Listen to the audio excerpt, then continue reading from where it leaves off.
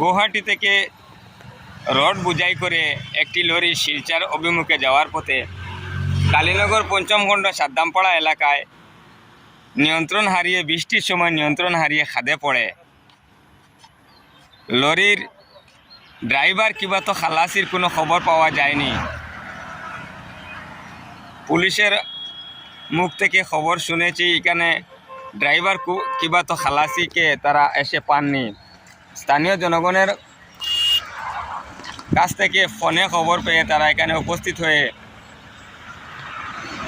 গাড়িটি বর্তমানে তাদের আওতায় আছে, পুলিশের আওতায় আছে। বর্তমানে কাটাখাল পুলিশের এই গাড়িটি কাটাখাল পুলিশের হেফাজতে আছে বর্তমানে কালীনগর পঞ্চম খণ্ড সাদ্দামপাড়া এলাকার নতুন মাদ্রাসার নিকটে।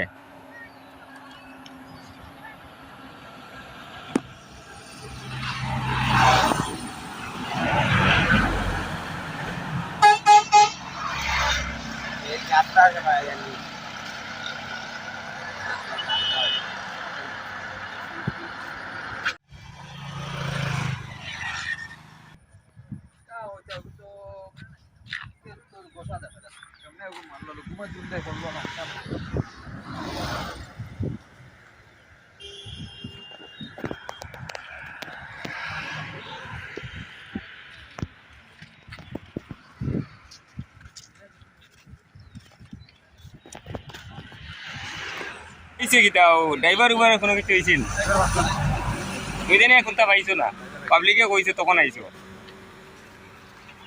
গাড়িটা লস হয়ে গেছে ইন্না পড়িয়ে ডাইন সাইডে হলে খুব সুবিধা হয়।